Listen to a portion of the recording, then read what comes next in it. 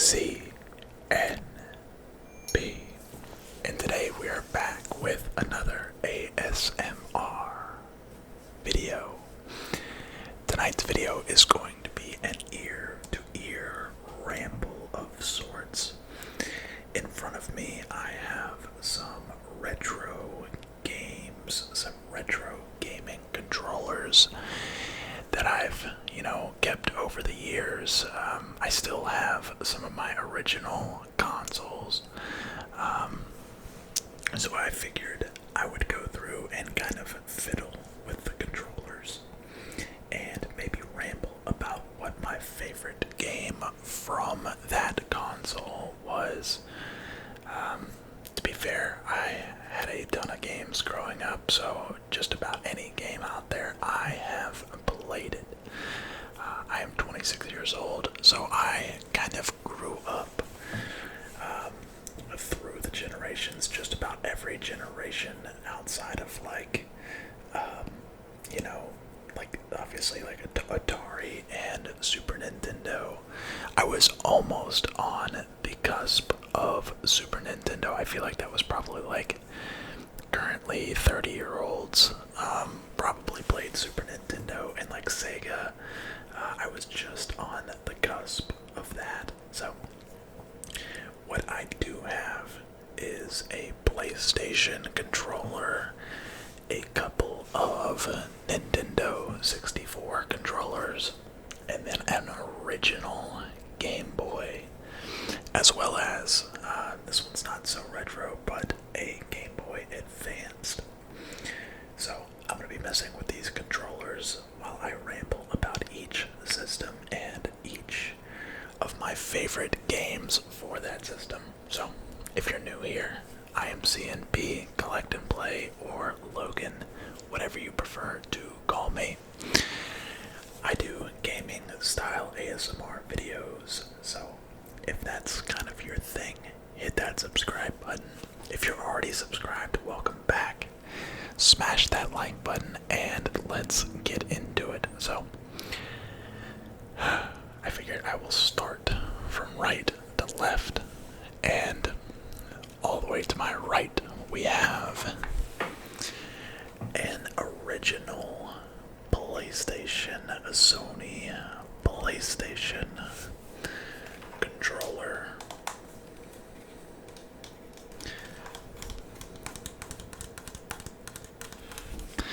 So, oh man, those clickings, they take me back. One thing I will say about PlayStation compared to Xbox is their controllers do sound a lot more tingly, if that makes sense. Listen to that compared to, say, a modern day. This is the Xbox Series X controller. It's a lot quieter.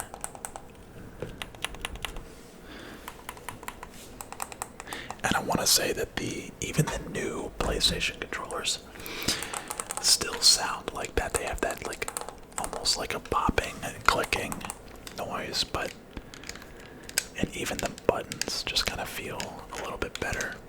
Wow, these are definitely, this is definitely an old controller. Definitely not the reactive triggers of the PS5, but for PlayStation, this was pretty much the only, this was my first console. It wasn't the first console that I had ever played. I think my grandma got me a Nintendo 64 that stayed at her house for whatever reason. I want to say that it was my uncle's, because my uncle was a gamer. But anyways, this was my first personal console, and I want to say the first game that I ever played, and I love this game, love it to death, will always, always, always have a special place in my heart, was Rayman, the original Rayman. If you've never played the original Rayman, I highly, highly suggest you play it. I think it's the best Rayman ever made.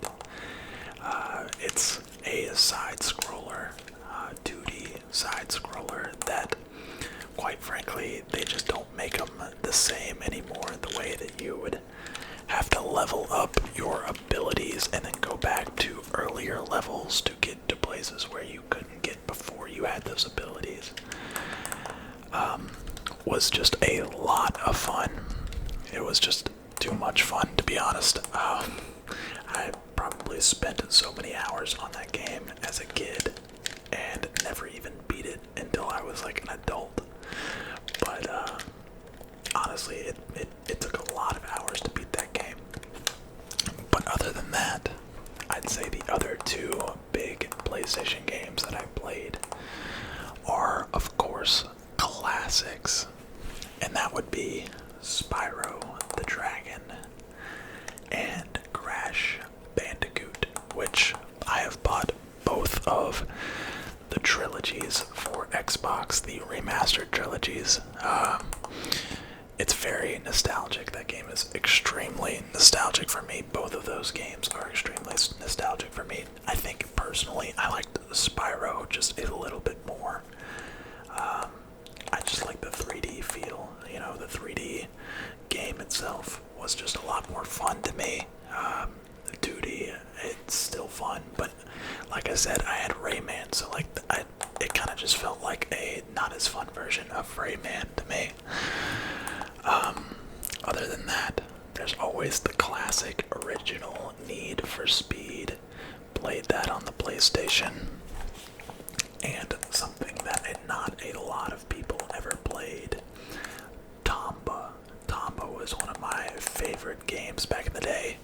For those of you that don't remember Tomba, he was a little shirtless dude with pink hair. It was like kind of like a crazy mute character that had a bunch of character friends, and they would all talk, but he wouldn't talk. I don't know. It was very strange. Very strange game, but it was a lot of fun. The storyline was really good. It was Tomba 2 that I played the most of. I didn't even have Tomba 1. My neighbor had Tomba 1, and I got Tomba 2. And Tomba 2 was a lot of fun. I still probably could go back and play that game today and still have fun, but I think that's pretty much it off the top of my head. Yeah, that's pretty much it. So, again, PlayStation 1 controller, the OG PlayStation controller. Actually, you know what? Yep. Never mind, this is a PlayStation 2 controller. I just realized I'm going to get so much flack in the comment section. But it is, you can tell, it's the OG controller because, or one of the old OG controllers because of this crazy plugin. And of course the PlayStation controllers are notorious for being able to be used on previous consoles. So, yeah. If you commented and said that's a PlayStation 2 controller, you would be right. But to me, I just associate the older controllers, or any PlayStation controller. To be fair, they didn't really innovate through the years. I think their PlayStation 1 controller was pretty much the same as their PlayStation 3. I mean, it did not change much besides maybe like the internal. But next up, you might have seen it in the bottom of the screen there. We have a Nintendo 64 controller. Very nice, very retro. This is about as retro as it gets. Now, when looking at this controller, I really don't know what they were thinking when their thought process of how they made this controller. Like, I mean, it's got 3 handles. Like, why does this have 3 handles? I only have 2 hands.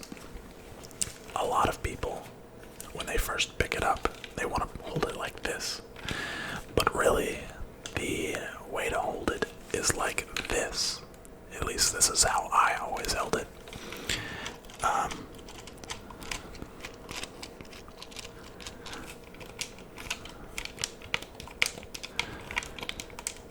This one's not nearly as relaxing. I feel like that clicking noise of the joysticks is the most relaxing sound, I think, in all of ASMR. But, anyways, Nintendo 64. So there's, of course, the classic Super Mario 64. Everyone should know about Super Mario 64. I think it needs no introduction. It is the original 3D, original 3D Mario game. You know, where you go into Princess Peach's castle in Mushroom Kingdom, I believe it is, and you gotta save Princess Peach from evil Bowser, and that, of course, was probably everyone's at least top 3. I feel like everyone had to have owned that game. If you had a Nintendo 64, it was like synonymous with Mario 64. It was also synonymous with Mario just in general, everything Mario. There was Mario Party. There was like 3 or 4 Mario parties. There was Super Mario 64, and so there was like 3 or 4, so that's like already 5 games. And then there was Super Smash Brothers, which I guess, Mario was probably the marquee character in that game, but this was all of Nintendo's characters all in one game in a little, like, kind of button mashing fighting game. I guess it would be classified as definitely a fighting game, but Super Mario Brothers, Super Smash Brothers, was the original. So I think it was called Super Smash Bros. Yeah. So definitely, I would classify it as a Mario game, at least the original. It's definitely headed by Nintendo, but headlined by Nintendo. What else? We had GoldenEye, 007 GoldenEye. That was definitely a classic. I think there were other Mario games like Mario Golf, and maybe even Mario Tennis for the Nintendo 64. Maybe not golf. I want to say tennis was, but probably not golf. I'm trying to think of what else I had for the Nintendo 64. Oh, duh. Oh, how did I almost forget? The Legend of Zelda Ocarina of Time. I don't even know what was I talking about. This is literally my favorite Nintendo 64 game of all time. Legend of Zelda Ocarina of Time is an absolute classic. I still go back and play this game on my computer through an emulator from time to time. Maybe I should bring that back on the channel. Maybe have that as like a throwback series. Let me know in the comment section down below if you would like to see any of these games. Let me know in the comment section down below, and I'll do my best to get an emulator and we can do a series. That reminds me, yes, I have not forgotten about the Pokemon series on the channel. Speaking of Pokemon Coliseum, definitely, no, not Pokemon Coliseum, Pokemon Stadium. Pokemon Stadium was so much fun. Pokemon Stadium 2, I think, was the one with all the mini games that you could play. It had the Gen 1 and Gen 2 Pokemon in that game, so lots of fun. Me and my neighbor used to always do Pokemon Stadium 2 mini games, and that is like peak childhood right there.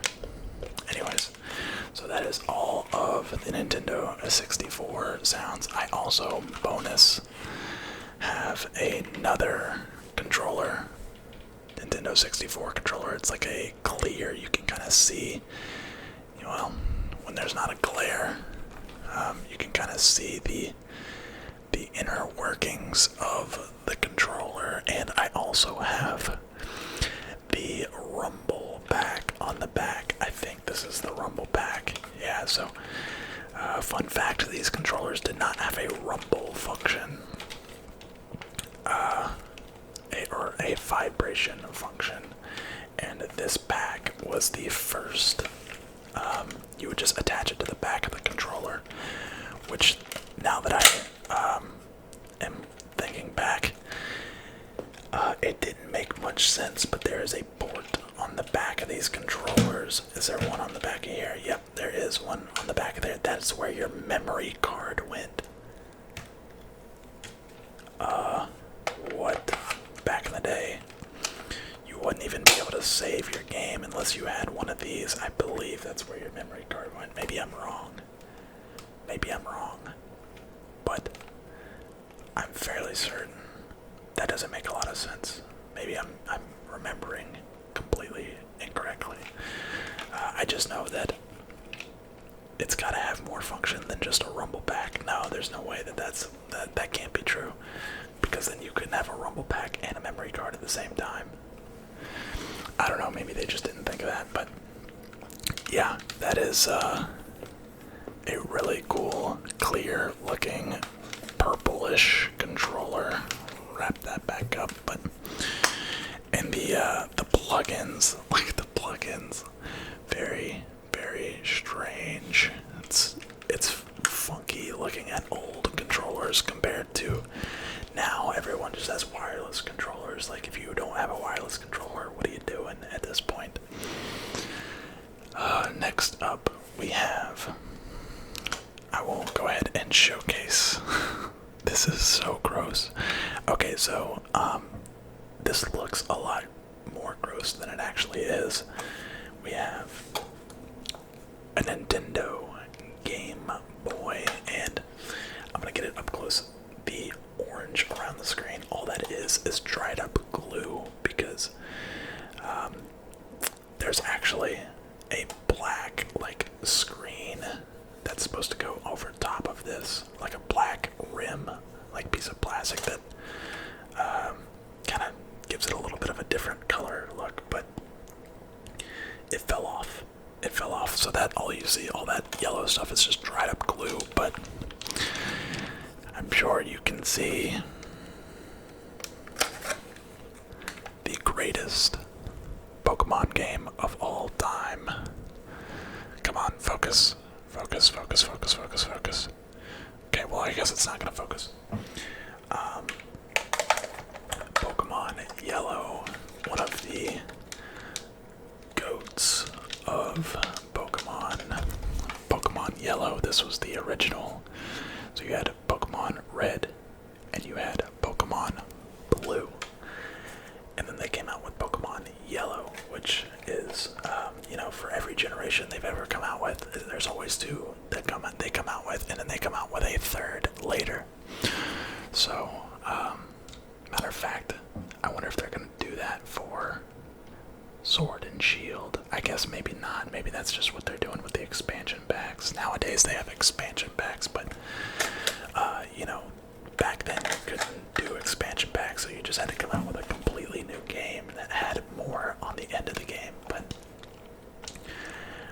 yeah, Pokemon Yellow is one of my favorites of all time.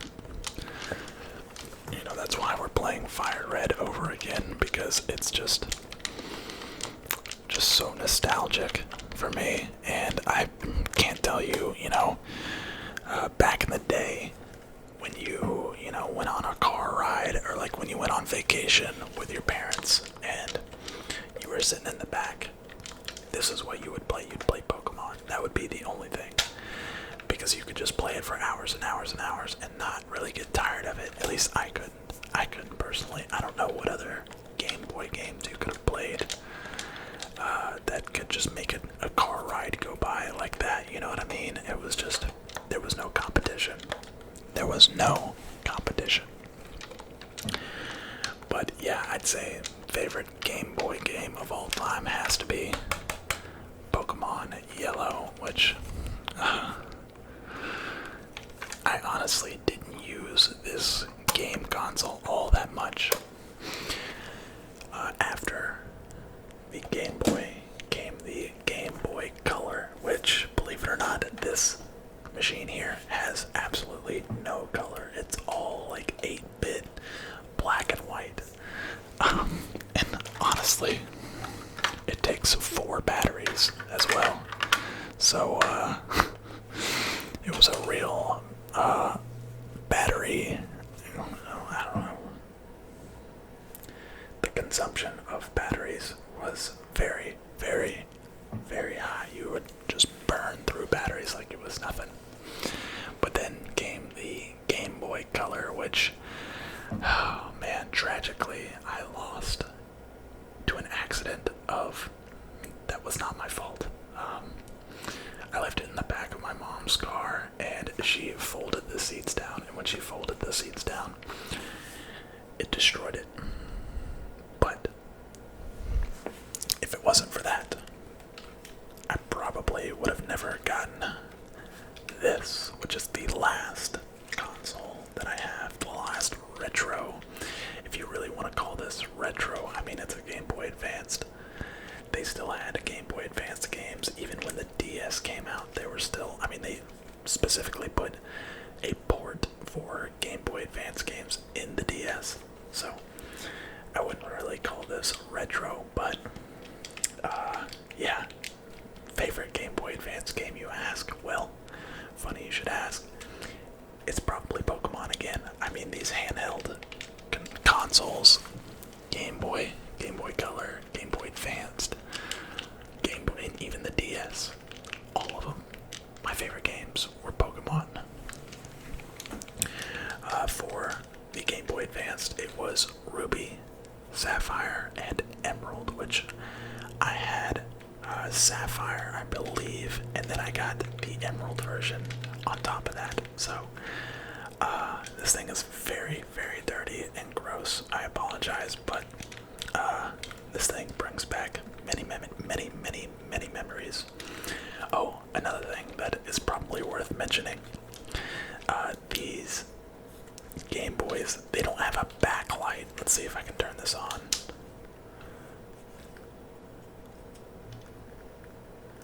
Yeah, so it's on, it turns on.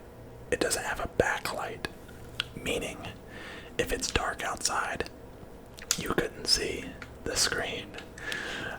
It wasn't until the Game Boy Advanced SP, which I'm not sure what the SP stood for, maybe a special, I don't know, which I had one of those, but I'm not sure where it is. The Game Boy Advanced SP kind of had a backlight. It was the first handheld device with a backlight, to my knowledge. It's funny, these used to have, before they came out with the SP, there was, you see this port on the top, this was like your trade port, but you could also put like a little reading light in here. So it was like a little light that was flexible, and you would basically plug it in, and it would be like a little light that would light up your screen. It was literally the craziest thing back in the day, but yeah. Video games have come a long way, in both good ways and bad. Obviously, the technology nowadays is 10 times, 100 times, 1,000 times, probably more than 1,000 times better than it was back then, but somewhere along the way,